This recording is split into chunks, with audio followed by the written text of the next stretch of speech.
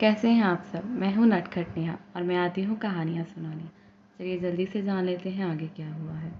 विराज और जिया उस बड़े से हॉल में सबसे अलग लग रहे थे, स्पेशली उस टिक्की के प्लेट के सामने खड़े हुए। जिया सोच रही थी कि विराज क्या कर रहा है। वो उसकी कमर में हाथ पक डाले उसे पास करने की कोशिश कर रहा था। हर कोई बस उन्हें पलट पलट कर देख रहा था। जिया को बहुत ही अजीब सा लग रहा था। थोड़ी देर बाद वो दोनों अलग आकर खड़े हो जाते हैं। अब भी हर किसी की नज़र उन पर थी। जिया को विराज की आंखों में अपने लिए बेपनाह प्यार नजर आता था, पर वो विराज के लिए क्या फील करती है उसे पता ही नहीं था। ये मोहब्बत थी या क्या, क्योंकि वो सुबह ही तो उसे मिली है। आज पूरा दिन उसने विराज के साथ बिताया। उसे इतना तो पता चल गया था कि वो बहुत ही अच्छा और सुलझा हुआ इंसान है और वो उससे पागलों की तरह प्यार भी करता है। लेकिन जिया अपनी भावनाओं के बारे में अभी कुछ भी नहीं जानती थी। उसे कुछ नहीं पता था कि वो क्या महसूस करती है। उसने ये शादी के लिए हाँ क्यों की, पता नहीं क्यों, पर विराज की आंखों में अलग सी सच्चाई दिखी थी उस दिन उसे।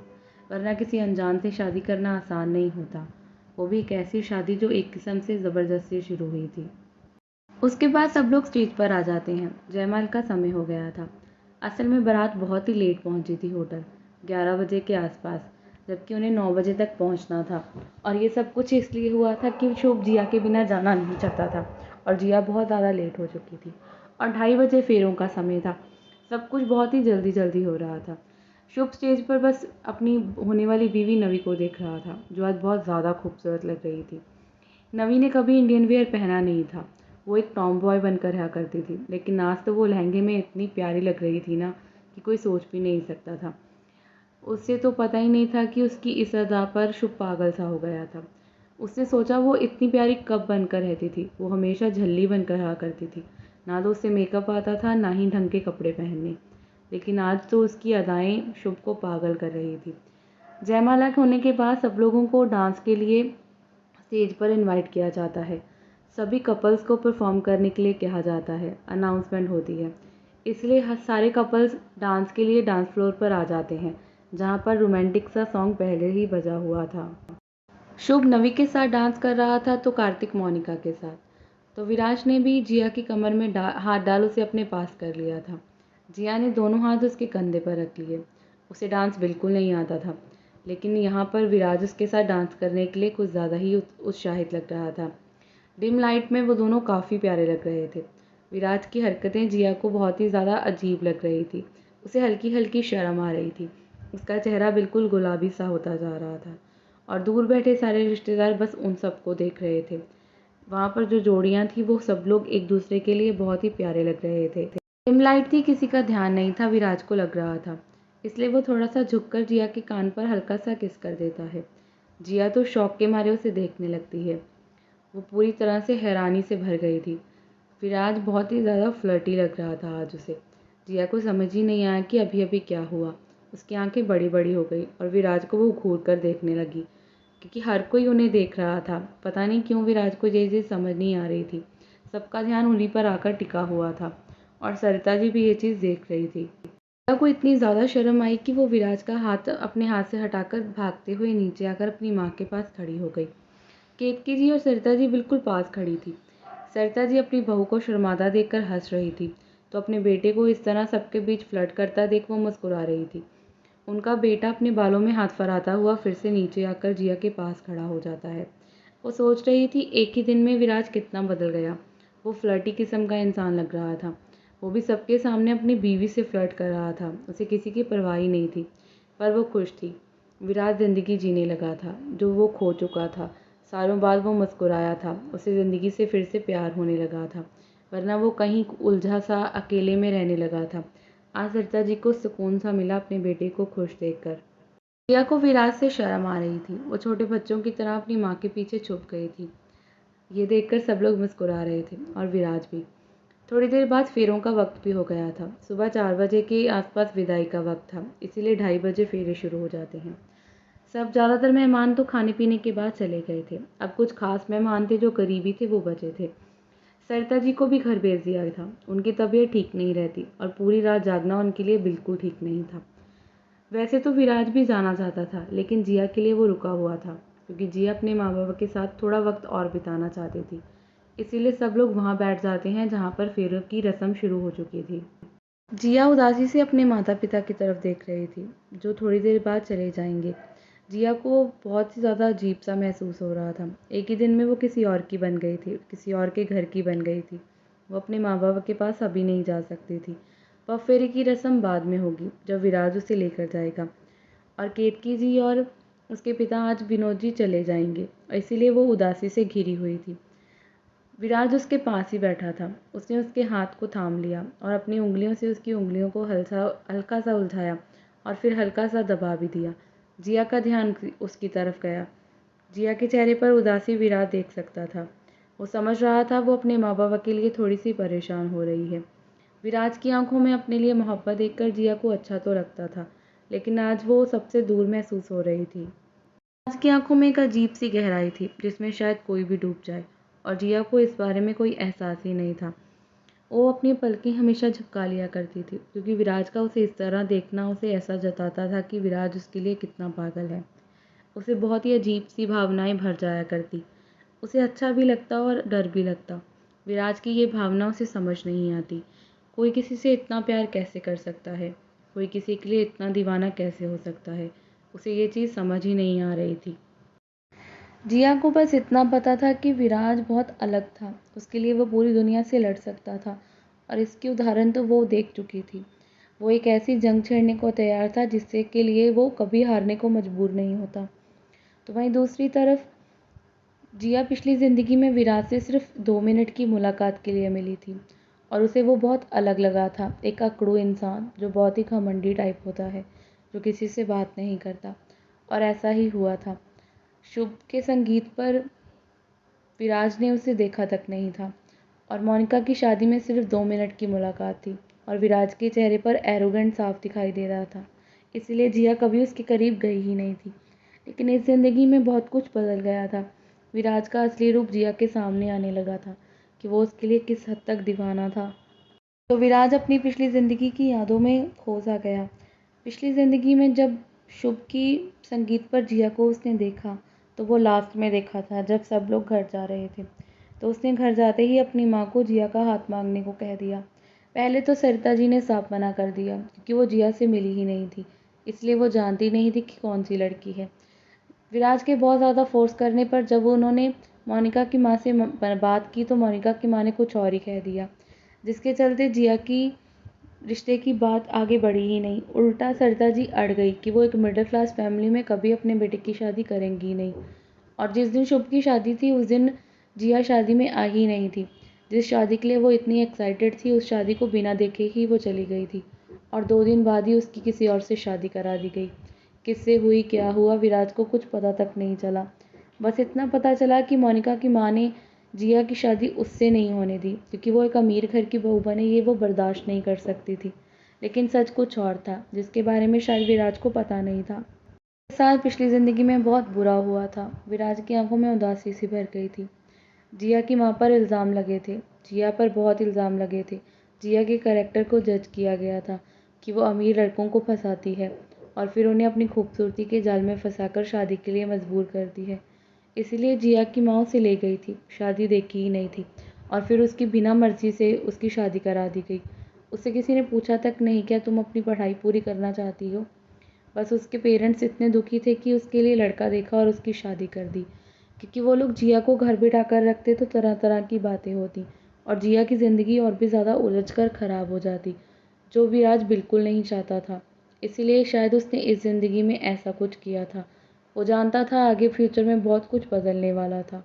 वो देख कर आया था, इसीलिए उसे घटनाएं याद थी।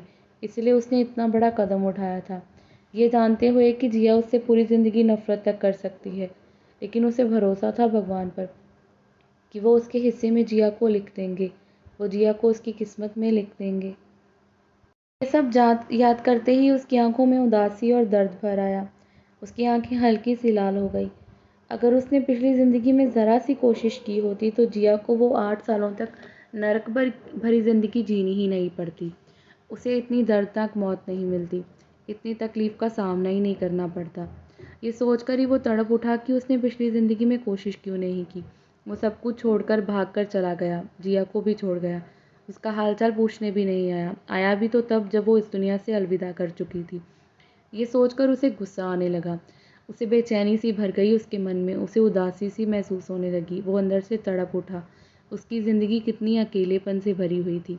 ये सोचकर भी कि आज ही का वो दिन था जब जिया उससे दूर हुई थी। उसने उसकी उँगलियों पर अपनी पकड़ जैसे कस दी। ये महसूस कर जिया के मुँह से हल्की सी आह निकल गई। उसने विराज की तरफ देखा। उसे समझ नहीं आया कि वो किस बात को लेकर अपसेट था। क्या कुछ हुआ था जिससे वो थोड़ा परेशान हो चुका था? विराज ने जिया की तरफ देखा। उसकी मांग में भरा सिंदूर, गले में पहना मंगलसूत्र इस बात की गवाही दे रहा था कि वो इस जन्म में सिर्फ उसकी थी और सिर्फ उसकी। लेकिन जिया की आंखों में सवाल थे। वो चेहरे पर मुस्कुराहट लाकर जैसे उससे पूछ रही थी कि आपको क्या हुआ है। विराज का दिल बेचैनी से भर सा गया था। दर्द उसकी आंखों में दिखने लगा था। वो जिया का हाथ पकड़कर उठ जाता है और उसे वहाँ से दूर ले जाता है। वो गार्डन से होते हुए उसे पार्किंग में ले जा रहा था। बस उसे जिया के पास रहना था। उसे डर सताने लगा था फिर से उसे खोने का, उन 8 सालों की तड़प का। वो लौटकर उसकी आंखों में दिखाई दे रही थी। उसके आंसू शायद बाहर आने को तड़प रहे थे और जिया उसके पीछे पीछे चल रही थी, ना समझी में कि इसे क्या हुआ है। क्या उसने फिर से कोई हरकत की है जिससे विराज इतना ज़्यादा उदास हो चुका है? गार्डन के दूसरे एरिया में आ गए थे जहाँ पर बिल्कुल पास में पार्किंग थी। यहाँ पर हल्का अंधेरा था क्योंकि फेरे गार्डन में हो रहे थे तो सारे मेहमान दूसरी तरफ थे। जिया सवालिया नज़रों से विराज को देख रही थी और विराज समझ भी गया था कि वो क्या पूछना चाहती है। विराज बस उसे देखे जा रहा था। उस पर उसका दर्द और तड़प हावी हो गई थी। वो 8 सालों का अकेलापन हावी हो गया था। उसकी आंखें बिल्कुल लाल थी। जिया को तो समझ ही नहीं आया। वो दोनों एक दूसरे के सामने खड़े थे। एकदम से विराज ने जिया को गले लगा लिया और बहुत ही कसकर उसे अपनी बाहों में भर लिया। जिया हैरानी से ही खड़ी रह गई। उसके हाथ हवा में ही ठहरे हुए थे। विराज ने अपना चेहरा उसकी गर्दन में जैसे छुपा सा लिया, जैसे वो खुद को शांत करने की नाकाम सी कोशिश कर रहा था। जैसे वो खुद को बताना चाहता हो कि जिया सिर्फ उसकी है। वो अब उसे छोड़कर नहीं जाएगी। अतीत पीछे छूट चुका है। उसकी पिछली ज़िंदगी में जो हुआ वो इस जन्म में नहीं हो सकता। भगवान ने उसे बहुत कुछ देकर भेजा था, लेकिन उसका दर्द, उसकी तकलीफ़ उस पर हावी होने के लिए उसे बहुत ज़्यादा तकलीफ़ दे रहे थे। जिया विराज की आंखों में दर्द, तड़प सब कुछ देख सकती थी। वो समझना चाहती थी कि विराज के साथ हुआ क्या था। वो एक ही पल में इतना ज़्यादा तकलीफ़ से कैसे भर जाता है। उसकी ज़िंदगी में इतना कौन-सा उदासीपन सा भरा हुआ था जो वो इस तरह उसकी आंखों में लाली सी भर जाती है। जिया पूछना चाहती थी पर उसे पता नहीं था कैसे पूछना है। उसके हाथ जो हवा में थे वो विराज की पीठ पर चले गए और प्यार से उसकी पीठ को सहलाने लगे, जैसे उसे बताना चाहती हो कि मैं आपके पास हूँ। विराज अब धीरे धीरे शांत हो रहा था। जिया के हाथों की गर्माहट उसके अंदर की बेचैनी को कम करने का काम कर रही थी। उसके अंदर भरा दर्द अब धीरे धीरे कम हो रहा था। शायद जिया ही वो थी जो उसे शांत कर सकती थी, उसे संभाल सकती थी, उसे हौसला दे सकती थी और जिया उसकी पूरी ताकत भी थी।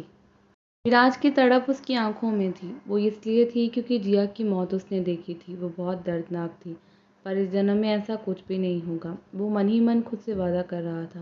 वो जिया को ज़रा भी दर्द नहीं लेने देगा। वो उसके खरोच भी बर्दाश्त नहीं कर सकता। वो जिया को हर खुशी देगा। वो जिया बस उसकी बनकर रहेगी। पर जिया का उसके साथ होना उसके लिए बहुत बड़ा था, उसे हिम्मत दे रहा था। पर विराज के अंदर का दर्द उसकी आंखों में दिखाई दे रहा था। बहुत वक्त लगा विराज को खुद को शांत करने में। उसने जिया की आंखों में सवाल देख लिए थे, पर जिया को क्या जवाब देना है ये वो पता नहीं कर पा रहा था, क्योंकि वो अपना पुनर्जन्म का सच उसे बता नहीं सकता था। उसे कैसे कहता कि वो मरकर लौट कर आया है, वो उसकी मौत देख कर आया है, उसे एक ऐसी ज़िंदगी जीता देख कर आया है जो वो नहीं जीना डिज़र्व करती थी। विराज का मन कर रहा था कि वो बस अभी जिया को पाले, पर ये गलत होता। जिया के साथ ये एक ज़बरदस्ती हो जाती। जिया ये डिज़र्व नहीं करती। जिया मोहब्बत डिज़र्व करती है। विराज खुद को शांत करने की नाकाम सी कोशिश कर रहा था, लेकिन पिछली ज़िंदगी के हुए हादसे बार बार किसी मूवी की तरह उसके सामने आ रहे थे। उसकी आंखों में फिर से वो उदासी और तकलीफ़ भर रहे थे। किस तरह जिया की बॉडी को उसने देखा था, वो जख्मों से भरी हुई थी। उसके चेहरे पर चोट के निशान थे, उसके हाथों पर जले के निशान थे। वो सब सोचकर उसे फिर से दर्द महसूस हो रहा था। और फिर उसकी वो भयानक मौत, उसकी वो दर्दनाक चीख। वो सोच रहा था ये सब कुछ क्यों हुआ था उसके साथ। उसका मन फिर से अशांति से भर रहा था। जिया को खोने का डर उसे बार बार सता रहा था। उसे अंदर ही अंदर रोने के लिए मजबूर कर रहा था। पर वो कैसी किस्मत थी, ये गहरे राज थे जो जिया को वो बता तक नहीं सकता था। दूसरी तरफ फेरे शुरू हो चुके थे। शुभ बहुत ही ज़्यादा नर्वस था। अभी उसकी बेस्ट फ्रेंड है पर उसकी मोहब्बत नहीं।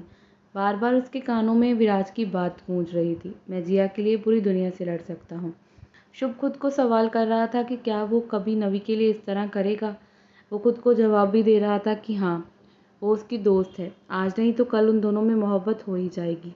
आज नहीं तो कल वो नवी से उतना ही प्यार करेगा जितना कि एक कपल एक दूसरे से करते हैं। वो खुद को समझाने की नाकाम सी कोशिश करने में लग गया कि वो नवी से प्यार करने लगेगा, नवी उसकी ज़िंदगी बन जाएगी। वो दोनों बस अपने पेरेंट्स के लिए शादी कर रहे थे। दोनों में मोहब्बत ज़रा भी नहीं थी और शुभ को पता ही नहीं था मोहब्बत का रिश्ता कैसा होता है। उसके लिए नवी उसकी बेस्ट फ्रेंड थी, उसकी बेस्ट बड़ी, जिससे वो झगड़ा करता था। बचपन से वो दोनों साथ थे। दोनों के बीच कोई भी चीज़ छुपी हुई नहीं थी। इसलिए उसे डर लग रहा था, क्या वो नवी को उतना प्यार, उतनी मोहब्बत दे पाएगा जो वो डिज़र्व करती थी। शुभ के साथ आगे क्या होना था ये तो फ्यूचर में था और फ्यूचर किसी को पता नहीं था, शायद विराज के अलावा, पर वो बता नहीं सकता था। वो भगवान के नियम के साथ बंधा हुआ था। जिस दिन वो अपना अतीत बताएगा उस दिन वो अपनी यादों को भूल जाएगा, इसलिए वो चुप ही रह सकता था। सब बेहतर होगा, भगवान सब अच्छा करेंगे। वहीं दूसरी तरफ केतकी जी जिया को ढूंढ रही थी तो विनोद जी उन्हें रोकते हुए कहते हैं, अब वो हमसे विदा ले चुकी है, उसे परेशान नहीं करते। वो अपने ससुराल वालों के साथ रहे तो बेहतर है। अगर हमें जाते हुए देखेगी तो रोएगी और फिर बहुत परेशान होगी। तुम और मैं कुछ कर नहीं सकते, हमसे विदा कर चुकी है वो, और अच्छा होगा कि अब वो हमें जाते हुए ना ही देखे। बफे के लिए आएगी तो जितना लाड लड़ाना है लड़ा लेना। केतकी जी इमोशनल सी हो गई। कल तक उन्हें पता भी नहीं था कि यहाँ से जाते वक्त उनकी बेटी उनके साथ नहीं होगी। इतना जल्दी जल्दी सब कुछ हुआ था। इतनी जल्दी में जिया की शादी हो गई और इतनी जल्दी में वो किसी और की पत्नी पत्नी बन चुकी थी। दूसरी तरफ विराज और जिया के बीच एक गहरी चुप्पी थी। विराज अपने अंदर की तड़प को रोक नहीं पा रहा था, इसलिए उसका हाथ पकड़कर उसे पार्किंग की तरफ ले जाता है। जिया को तो समझ ही नहीं आ रहा था कि विराज को हुआ क्या है। वो बहुत ही अलग सा बिहेव कर रहा था। विराज के ऊपर उसका दर्द हावी हो गया था। उसे जिया चाहिए थी, चाहे वो किसी भी हाल में क्यों ना हो। उसे नहीं पता था वो क्या कर रहा था, जिया क्या सोच रही थी। दोनों एक दूसरे से अलग ही सोच में लगे हुए थे। सोचकर भी वो टूट रहा था कि जिया उससे दूर हो गई थी। उसे बहुत दर्द महसूस हो रहा था। जिया उसके पीछे पीछे चल रही थी और जानना चाहती थी कि विराज के मन में क्या चल रहा है। वो उसके साथ इस तरह अजनबियों की तरह पेश क्यों आ रहा है। वो लोग कार के पास पहुंचे। पार्किंग अभी काफ़ी हद तक खाली हो चुकी थी। अंधेरा भरा हुआ था और बाहर ठंड का मौसम था। जिया सोच रही थी कि क्या करना है। उन्हें लगा कि वो घर जा रहे हैं, लेकिन विराज ने उसे पिछली सीट पर बिठाया। जिया को समझ ही नहीं आया। वो खुद भी आकर बैठ गया। वो अभी पूछना ही चाहती थी कि वो लोग आगे क्यों नहीं बैठे कि उससे पहले विराज उसे अपनी गोद में ले लेता है। ये सब इतना जल्दी हुआ कि जिया समझ ही नहीं पाई। वो कुछ रिएक्ट कर पाती कि उससे पहले ही विराज उसे किस करने लगा। ये इतनी जल्दी हुआ कि जिया सुन सी पड़ गई। ये फर्स्ट किस थी। उसका दिमाग काम ही नहीं कर रहा था। उसे लगा वो जम गई है। ये क्या हुआ है, विराज ये क्या कर रहा था, समझ ही नहीं पा रही थी। उसकी आंखें एकदम से रोने से भर गई थी तो विराज उसे पागलों की तरह किस किए जा रहा था। वो अपनी तड़प को, अपने अंदर को शांत कर रहा था। अपने दिमाग को समझा रहा था कि जिया उसके पास है। जिया 10 मिनट तक बस रोती रही। विराज को जब एहसास हुआ कि वो रो रही है, वो एकदम से उससे दूर हो गया। उसे समझ आया कि उसने कितनी बड़ी गलती कर दी। ये गलत था जिया के साथ। वो ऐसा बिल्कुल नहीं कर सकता था। उसने क्या कर दिया, उसने जिया को तकलीफ़ दे दी। वो बहुत ही ज़्यादा गिल्टी महसूस कर रहा था। आज को उससे भी ज़्यादा जो बुरा लगा वो ये था, जिया की आंखों में आंसू के साथ डर था। वो प्यार नहीं था, डर था। विराज के अंदर का दिल फिर से टूटने लगा। जिया उससे प्यार नहीं करती। जिया बहुत ही ज़्यादा डरी हुई थी। वो डरते हुए, रोते हुए विराज को देख रही थी, किसी छोटे बदले के बच्चे की तरह। विराज को पता चला कि उसने जिया को हर्ट कर दिया। उसे समझ नहीं आया वो अपनी भावनाओं में बहकर इतनी बड़ी गलती कैसे कर बैठा। ये सही नहीं था ना, अभी सही वक्त आया ही नहीं था। अभी उसे जिया का दिल जीतना था, पर उसने गलती कर दी थी। राज अपने होश में जैसे लौटकर वापस आया हो। उसे एहसास हुआ कि उसने गलत किया। लगभग उसने जिया को ज़बरदस्ती किस कर दिया। जिया अभी बहुत मासूम है और सुबह ही उनकी शादी हुई है। जिया तो उसे जानती भी नहीं। विराज उसे जानता है, वो एक ज़िंदगी जी कर आया है, वो थोड़ी, और वो उससे प्यार भी नहीं करती। विराज को एहसास था कि उसने गलत किया, भले ही बस एक किस किया हो, पर वो ज़बरदस्ती का किस था। उसने अपनी आंखें बंद कर ली। दिल और दिमाग की जंग में वो हार गया था। उसका दिमाग जीत गया था और उसका दिल हार गया था। जिया की आंखों में उसके लिए प्यार नहीं था, बल्कि डर था। आगे क्या होगा जानते रहेंगे। मिलते हैं अगले भाग में। कहानी अच्छी लगे तो कमेंट ज़रूर करें।